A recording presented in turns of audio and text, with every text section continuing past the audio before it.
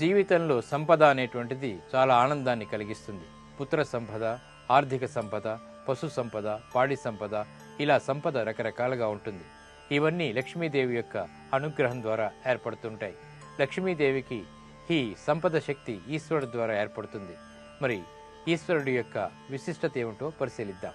ఈశ్వరుడు ఇవ్వాలి, ఇల్లు నిండాలి అనేటువంటి సామెత ఉంది. ఈశ్వరుడు అంటే పాలకుడు, శాసనుడు అనేటువంటి అర్థాలే కాక ఐశ్వర్యములు కలవాడు అనేటువంటి అర్థం కూడా ఉంది. ఈ ప్రపంచమే ఐశ్వర్యమయం. అగ్ని, వాయువు, నీరు, భూమి, ఆకాశం, సూర్యచంద్రులు, పంటలు ఇలా మనల్ని పోషించి ఆనందం కలిగించి అభివృద్ధి పరిచేటువంటి ఐశ్వర్యాలన్నీ కూడా ఏ పరమాత్మకి చెందినవో ఆయనే ఈశ్వరుడు. ఇన్ని ఐశ్వర్యాలతో ప్రపంచాన్ని పాలిస్తున్నాడు.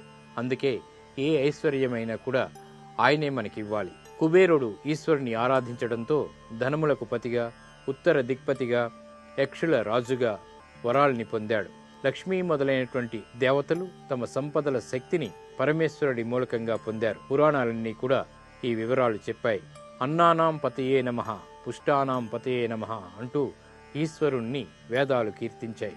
శివారాధనలోని అనేక విశేషాల్ని ఆగమ శాస్త్రాలను అనుసరించి పాటించేటువంటి అన్ని ప్రాంతాలలో కూడా ఐశ్వర్యేశ్వరుని శివునిగా ఆరాధించి సంపదలు పొందగలిగారు. శ్రీ శివాయ మహాదేవాయ ఐశ్వర్యాయ నమః అనేటువంటి మంత్రాన్ని జపిస్తారు.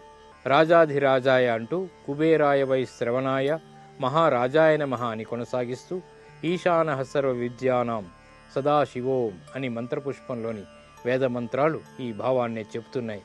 ఇది ఈశ్వరుడి యొక్క ఐశ్వర్య సంపద విశిష్టత.